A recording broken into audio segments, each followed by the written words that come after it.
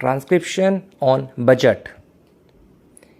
Madam Speaker, I rise to present before this august House the statement of estimated receipts and expenditure for 2022-23 for Indian Railways. Let me begin with a couple of personal experiences. As the Railway Minister of India, I visit a number of places and meet a large number of people from all walks of life.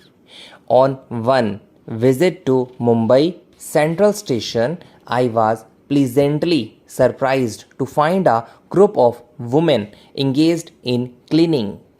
The station looked very clean. On seeing me, a lady came and thanked me for allowing her NGO to adopt the station. For the last 5 months, she had been volunteering a day every month at the station. She said that she felt very happy to be contributing her little bit to this national cause. Madam Speaker, it is people like these who are the soul of India and Indian Railways, and what that is why this is not my budget alone.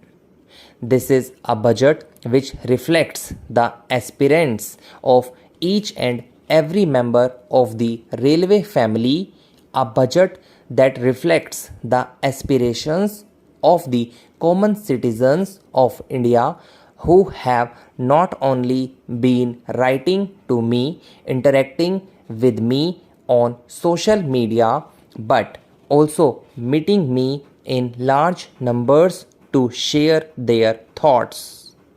This is a budget that has been fashioned by a creative partnership with ideas from my colleagues in Parliament, industry associations, media, and practically all sections of the society. I would like to thank each one of you. But above all, this budget owes its inspiration to the vision and leadership of our Prime Minister. He had once said, "My vision is to make railways the backbone of India's progress and economic development." We are making all-out efforts to translate his vision into reality. Our core objective is to improve the quality of customer experience at the individual level, become an engine of employment generation and economic growth at the national level, and convert India's largest institution into a template for transformation. We in the railways must provide to the citizens of this country a rail system that they can be proud of, a system free from capacity constraints, a system that is efficient and predictable, a system that is sparkling and pristine, where the people of my country feel at ease, where there is plenty of choice in every sphere of activity, and the ease of doing business the entire Indian Railways ecosystem. In short, a system that is capable of taking care of its own needs financially and otherwise. I am thankful to the various committees, including the committee by Dr. Deborai, whose recommendations have informed our vision.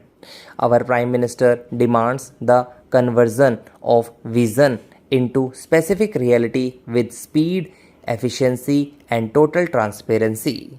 Accountability is an outgoing principle of public life. I am happy to announce that action has been initiated on 139 budget announcements made last year.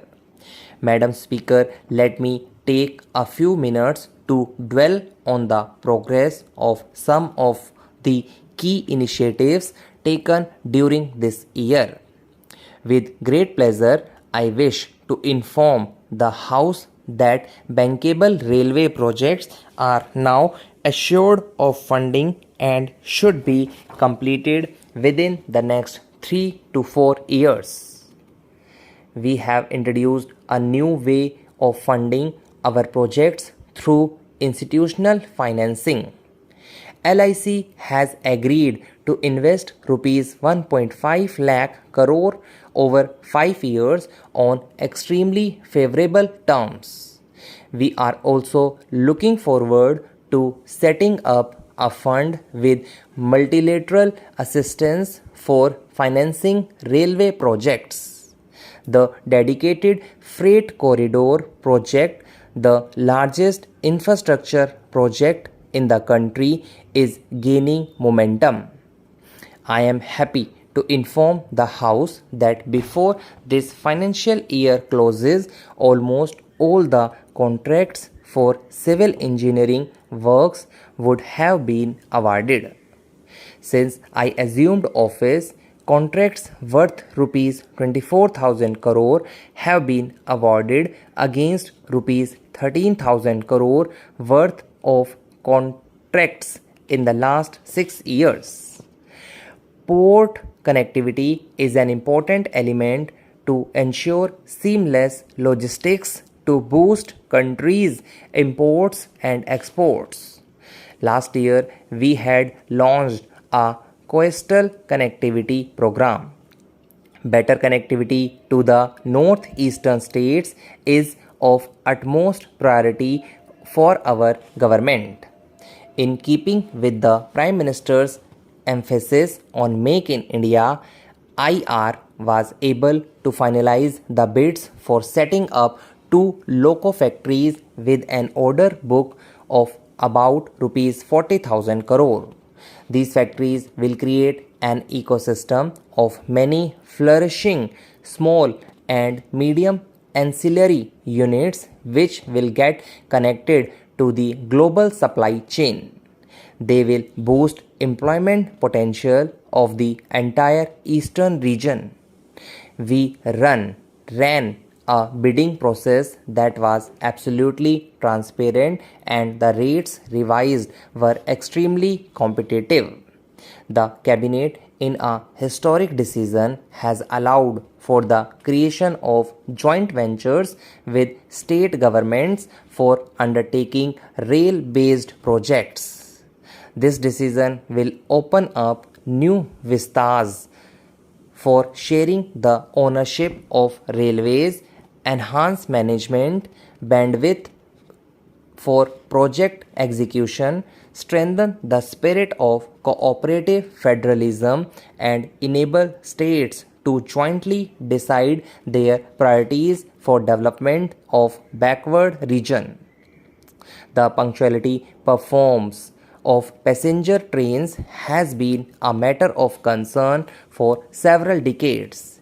We have a porous network which leads to rampant infiltration by humans and animals. Problems are compounded by congestion in tracks, terminal capacity constraints, and asset failures.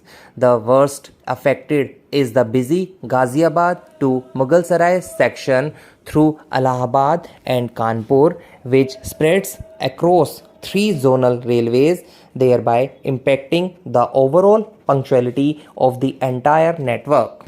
We initiated the audit of operations on this section to improve our performance.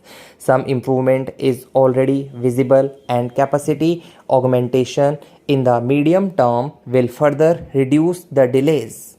Besides internal reasons, there are also external reasons such as agitations on railway tracks which lead to punctuality losses. I appeal to my fellow citizens to desist from this as it causes loss not only to the nation but also to them as passengers. Last year, I had announced Operation 5 Minutes to enable passengers to purchase tickets without spending long hours in queues.